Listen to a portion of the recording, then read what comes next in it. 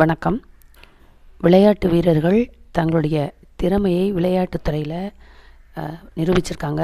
அந்த வகையில் இந்தியாவுக்காக விளையாண்ட கவாஸ்கர், கபில் தேவ், டெண்டுல்கர் வரிசையில் வினோத் காம்ப்ளி நிறைய ரன்களை அடித்து நாட்டுக்காக பெருமை சேர்த்துருக்காரு. அவரை பற்றி இந்த பதிவில் பார்ப்போம். வினோத் காம்ப்ளி அவருடைய முழு பெயர் என்ன அப்படின்னா வினோத் காம்ப்ளி 1972ஆம் ஆண்டு ஜனவரி 18ஆம் பிறந்தார். மராத்தி இனத்தைச் சேர்ந்தவர். மும்பையை சேர்ந்த ஒரு பேட்ஸ்மேன். 1991 இங்கிலாந்துக்கு எதிரான டெஸ்ட் போட்டியில் காம்ப்ளி அறிமுகப்படுத்தப்பட்டிருக்காரு. கிரிக்கெட் வாழ்க்கையை அதில் தொடங்கிய வினோத் காம்ப்ளி 1087 ரன்களும் 104 ஒருநாள் போட்டியில் விளையாடி 2 சதம் உட்பட 2477 ரன்களும் எடுத்திருக்காரு.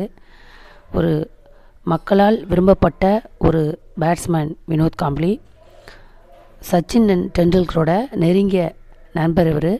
2 பேரும் ஸ்கூலில் ஒன்றா படிச்சிருக்காங்க. இவர் உள்ளூர் போட்டிகள்லாம் கலந்துட்டுருக்காரு. 2004 நடைபெற்ற ரஞ்சி கோப்பை துடுப்பாட்ட தொடரில் இவர் மும்பை மாநில துடுப்பாட்ட அணி சார்பாக விளையாடியிருக்காரு. நவம்பர் 16 மும்பையில் நடைபெற்ற மத்திய பிரதேச மாநில அணிக்கு எதிரான முதல் தர போட்டியில் இவர் அறிமுகமானார்.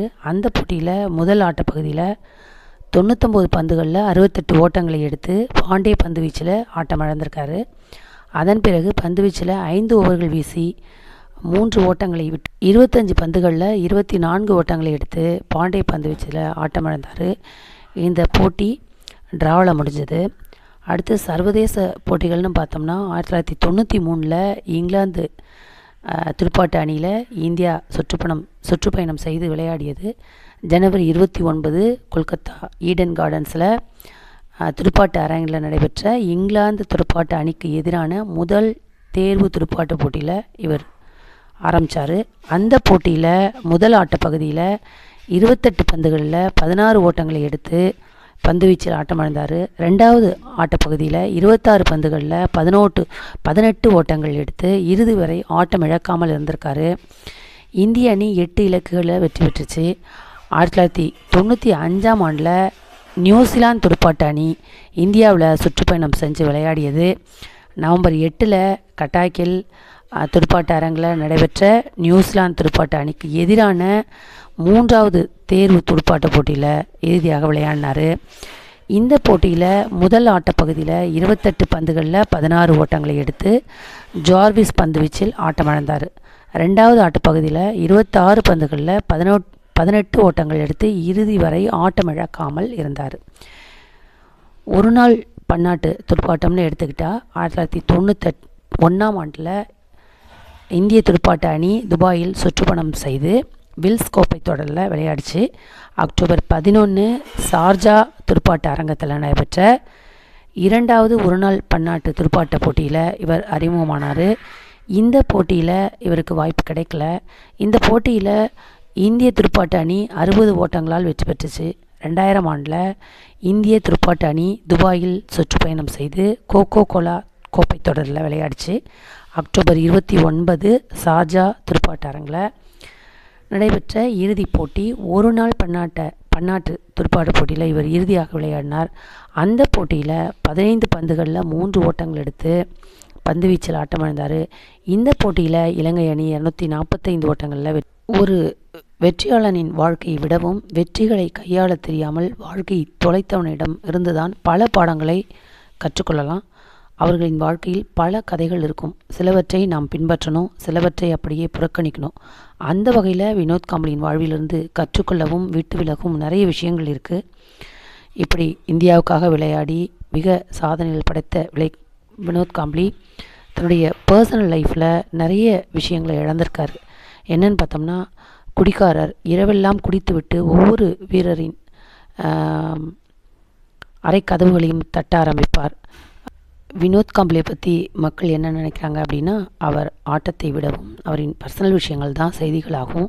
இந்திய கிரிக்கெட்டில் மிகவும் ஒரு முக்கியமான பெயர். சர்வதேச கிரிக்கெட்டில் நீண்ட நாள் விளையாடுவரோ அதிக சாதனைகள் செய்தவரோ இல்லை. ஆனால் வினோத் காம்ப்ளியின் பெயர் இன்றைக்கும் நினைவு கூறப்படுது. ஏன்னா 1988ஆம் ஆண்டு மும்பையின் ஸ்கூல் கிரிக்கெட்டில் சச்சின் டெண்டுல்கரோடு இணைந்து 624 ரன்கள் அடித்து ரெக்கார்ட் பார்ட்னர்ஷிப் மூலம் உலகுக்கு அறிமுகமானவர் தான் வினோத் காம்ப்ளி. இந்திய கிரிக்கெட்டில் எப்போவுமே சில வினோதங்கள் நடக்கும். சில வீரர்கள் கன்சிஸ்டன்ஸாக இருக்க மாட்டாங்க. அவர்கள் தொடர்ந்து வாய்ப்புகள் அளிக்கப்பட்டு வளர்த்தெடுக்கப்படுவாங்க. சிலர் நன்றாக விளையாடினாலும் திடீர்னு டிராப் செய்யப்படுவார்கள், மீண்டும் அணிக்குள் கொண்டு வரப்படுவாங்க, டிராப் செய்யப்படுவாங்க. இப்படி கம்பேக் கொடுப்பவர்களின் கிரிக்கெட் காலம் சீக்கிரமே முடிந்து போகும். காரணம் என்னென்னு பார்த்தோன்னா, ஒவ்வொரு முறையும் கம்பேக் கொடுக்கும்போதெல்லாம் ஒரு எக்ஸ்ட்ரா ப்ரெஷர் உள்ளுக்குள் விழும். அடித்தே ஆக வேண்டும், ஒரு மேட்சில் சொதப்பினால் கூட மீண்டும் அணிக்குள் இடம் கிடைக்காது என்கிற எண்ணமே அவர்களின் இயல்பான ஆட்டத்தை ஆடவிடாது. இப்படி கம்பேக் ப்ரெஷரால் காலியானவர்கள் லிஸ்டில் வினோத் காம்ப்ளியின் பெயர் கண்டிப்பாக இருக்கும். வினோத் காம்ப்ளியை பொறுத்த வரைக்கும் ஆக்ரோஷமான ஆட்டம் கூடியவர் அல்ல, ஸ்டைலிஷ் ஷாட்களை ஆடக்கூடியவர்.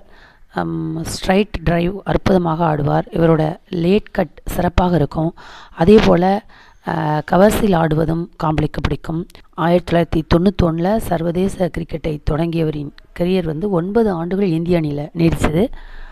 அந்த 9 ஆண்டுகளில் 9 முறை இந்திய அணிக்குள் வருவதும் போதுமாக இருந்தவர் வினோத் காம்ப்ளி. சச்சின் டெண்டுல்கரை பொறுத்த வரைக்கும் அவருடைய அண்ணன் மிகப்பெரிய ஒரு பலம்.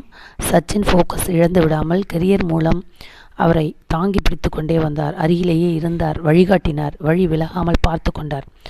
ஆனால் காம்ப்ளிக்கு அப்படி யாரும் இல்லை. உச்சத்துக்கு உயர்பவர்களிடம் ஒரு தனிமை சூழும் என்பார்கள். அப்படித்தான் சச்சினுக்கு முன்பாக மாறியவர் காம்ப்ளி. உச்சத்துக்கு போனதும் அந்த தனிமையையும் வெறுமையும் எப்படி கையாள்வது என தெரியாமல் பாதை மாறினார் காம்ப்ளி. தவறும்போது தாங்கி பிடிக்க உறவோ நட்போ காதலோ இல்லை என்றால் மீண்டெழுவது கடினம். சச்சின் டெண்டுல்கர் தன்னுடைய நண்பரான வினோத் காம்ப்ளியை சந்தித்த புகைப்படம்தான் இன்று இணையத்தில் மிகப்பெரிய வைரலாகியிருக்கு. என்ன காரணம் அப்படின்னா, சச்சினை கண்டவுடன் வாஞ்சையோடு எழுந்திருக்க முயன்று முடியாமல் தடுமாறிய வினோத் காம்ப்ளியை பார்க்கும்போது சச்சினுக்கு மட்டுமல்ல, இந்திய கிரிக்கெட் ரசிகர்கள் அத்தனை பேருக்குமே மனம் கனத்து போயிருக்கும். சச்சினை போல பல தலைமுறைகளை கட்டி ஆண்டிருக்க வேண்டிய மாபெரும் திறமையாளன் அவரோட தகுதிக்கு ஏற்ற உயரத்தில் சிறிதளவை கூட எட்டலை அப்படிங்கிற ஆதங்கம் இன்னும் இருக்க தான் செய்யுது. சச்சினை போலவே மும்பையின் பள்ளி மைதானங்களில் கிரிக்கெட் ஆடி பழகியவர் தான் வினோத் காம்ப்ளியும். ரமாகாந்த் ஆச்ரேக்கர் அப்படிங்கிறவர், இவங்க 2 பேரோட பள்ளிக்கால பயிற்சியாளர் நினைவாக நடத்தப்பட்ட சிலை திறப்புழாவில் தான் சச்சினும் வினோத் காம்ப்ளியும் சந்திச்சிட்ருக்காங்க. சச்சினும் வினோத் காம்ப்ளியும் ரொம்ப நெருங்கிய நண்பர்கள் ஆவதற்கு முக்கியமான காரணம் இவர் தான். இவர் எளிய குடும்பத்தைச் சேர்ந்த வினோத் காம்ப்ளியின் கிரிக்கெட் ஆடும் திறனை அறிஞ்சு சாரதாரமம் எனும் கிரிக்கெட் பயிற்சிக்கு பெயர் போன பள்ளிக்கு அழைத்து வந்திருக்காரு. அங்கே தான் சச்சினும் காம்ப்ளியும் ஃப்ரெண்ட்ஸ் ஆகியிருக்காங்க. இந்திய அணிக்கு ஆட வேண்டும் அப்படிங்கிற கனவுகளின் வழி கைகோத்து 2 பேரும் பள்ளி அளவிலான போட்டிகள்லாம் கலந்துட்டுருக்காங்க. ரமாகாந்த் ஆச்ரேக்கர் அவரை பற்றி பார்த்தோம்னா, அவர் தன்னுடைய மாணவர்களுக்கு கிரிக்கெட்டை வெறும் திறனாக மட்டும் அவர் கற்றுக் கொடுக்கல, கிரிக்கெட்டை மதிக்கவும் ஒரு தனிப்பட்ட வீரரின் ஈகோவுக்கு மேலானது கிரிக்கெட் அப்படிங்கிற பக்குவத்தையும் சேர்த்து தான் அவர் பயிற்சி கொடுத்துருக்காரு. நெட் ப்ராக்டிஸான வலைகளை கட்டுவது, மைதானத்தை செப்பனிடுவது, சுத்தம் செய்வது போன்ற வேலைகள், அத்தனை வேலைகளையும் மாணவர்கள் செய்யணும் அப்படின்னு பயிற்சி கொடுத்துருக்காரு. பயிற்சியாளருக்கு கொடுக்கும் மரியாதையை கிரிக்கெட் பேட்டுக்கும் பந்துக்கும் கொடுக்கணும், அவற்றை ஏனோதானவன கையாளக்கூடாது. இவையெல்லாம் ரமாகாந்த் பள்ளியோட பாடங்கள். மாணவர்களை குதிரைக்கு கடிவாளம் கட்டுவது போல ஒழுங்கு செய்யவே இப்படிலாம் அவர் செஞ்சுருக்காரு. சச்சினால் இதையெல்லாம் எளிதில் உள்வாங்கி கொள்ள முடிந்தது, ஃபாலோ பண்ணார். ரமாகாந்தின் பயிற்சியின் உள்ள அர்த்தங்களை உணர்ந்து கொள்ளவும் முடிஞ்சது. ஆனால் வினோத் காம்ப்ளியால் அப்படி செய்ய முடியல. கிரிக்கெட்டை உயிருக்குயிராக ரசித்த வினோத் காம்ப்ளி அவருடைய தவறான பழக்கத்தால் பெயர் புகழ் எல்லாத்தையும் இழந்தார்.